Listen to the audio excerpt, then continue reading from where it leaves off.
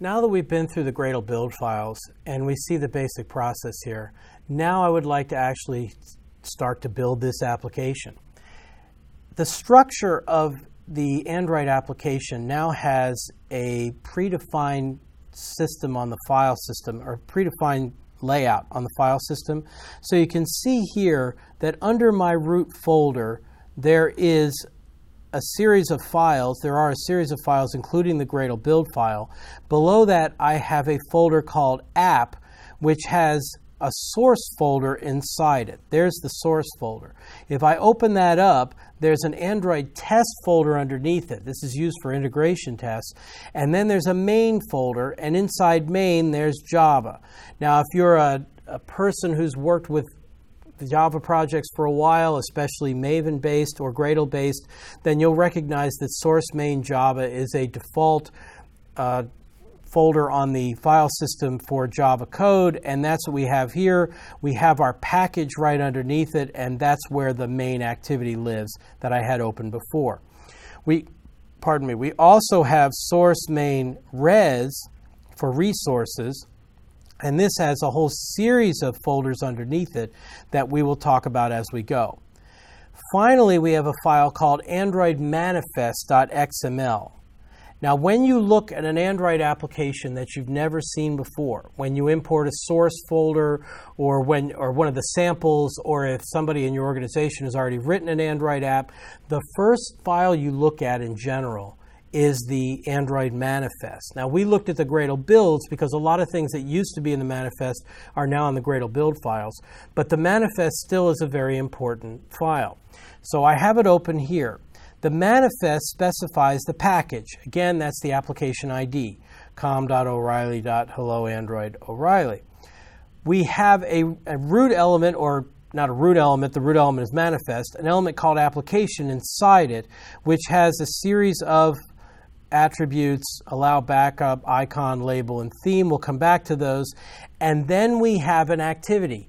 Every activity class we create must be added to the manifest. Every activity must be in here, or it's just another Java class. It won't be treated as an actual screen in an Android application. It won't have the proper life cycle or anything like that. Now, inside the activity, they have a name, and in this case, the name is .mainActivity. When they say .mainActivity, what they actually mean is start with this package, com.o'reilly.helloandroid.o'reilly, and put .mainActivity on the end of it. So that's an abbreviation, if you will. Then there's a label, I'll come back to in a minute, and then something called an intent filter, which has a category called launcher and an action called main. Every Android application has activities in it. One, and only one of those activities, is the so-called launcher activity. It is in the launcher category with the action called main. This is the activity that is started when you double-click on the icon on your screen, when you launch the application. Now, not every application needs a launcher necessarily. Sometimes you have a weather widget on your phone you just drag onto the screen and it's just running continuously. But every application that fires up from a double-click on the icon requires a launcher, and you can only have one activity be the launcher activity. So again, say you are accessing an Android app you've never seen before. The place you start is in the manifest, and you find where the main activity is. Now, if I am in Android Studio, so if I do a control click or a command click on a Mac on main activity, it will take me to the main activity class and open that up. Inside the main activity, the first method you want to look at is on create. This gets executed right after the activity is put into service. So the activity has been instantiated, and then onCreate will be called. OnCreate calls super. All of these callback methods will call super. And then there's a method called setContentView that has an argument of r.layout.activityMain. The only part of that should look familiar is the activity main part. That's the name of the XML file, as you may recall. That is the layout. R is special. R is a class that is generated by Android from all of the XML configuration files. So we have XML configuration files for layouts, for strings, and everything. All of those files get compiled into a generated class called R, which has inner classes in it like layout, and inside layout there is an integer declared representing activity main. We don't need to worry about all the details. All I'm saying is when you first look at an Android application, once you've figured out which is the main activity, you go into the onCreate method and you find out what layout they're using. And now again, I can command click on the layout, and now I know what the application looks like on its home screen, and then we can go from there. So all of that is to give you the flavor of how the application looks and what goes in the manifest and how it relates to the classes and the layout files. Let's look at one final piece while I'm here. You see that I have a text view inside here. And if I go back to my design view, this text view is the thing showing the words Hello World right on the preview. If I go back to the text view, you can see it says Android:text equals Hello World, and yet it's actually highlighted a little bit in gray. If I mouse over it, it doesn't say Hello World, it says @string/Hello World. What does that mean? Well, I mentioned earlier, Android lives on these layers of indirection. They are all over the place. Well, here's one of them.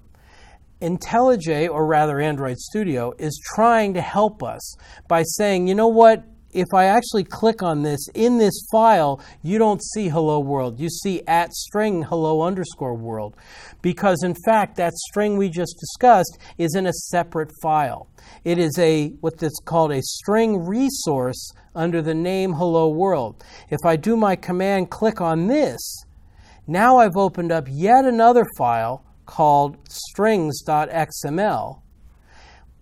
The root element here is resources, and we have a string resource for the app name, for that Hello World part, and for the action settings.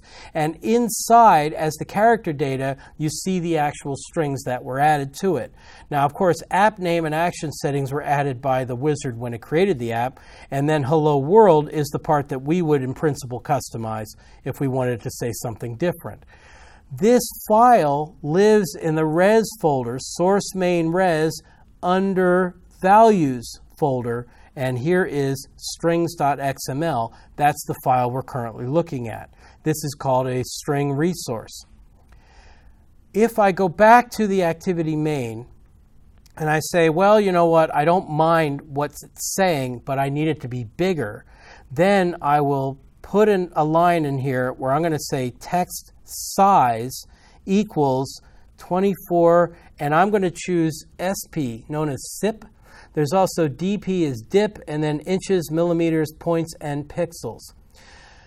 SP and DP are what we use normally in an Android application. DP stands for density independent pixels, and SP stands for scale independent pixels. We'll come back to that later, but the bottom line is that DP is used for images or other objects like that. SP is used for text. These will normalize for 160 dots per inch on a screen and will scale appropriately with different screen sizes and resolutions.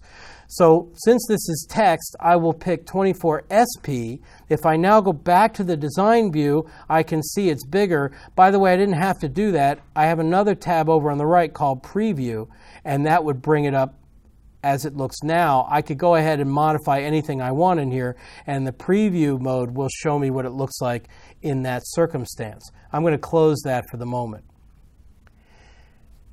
Right now, there's our app. I haven't really modified anything except made the text a little bit bigger. But in order to execute this, what I'm going to need is an emulator. So in the next video, in the next segment here, I'm going to start up an emulator and deploy our application and then start making changes to it.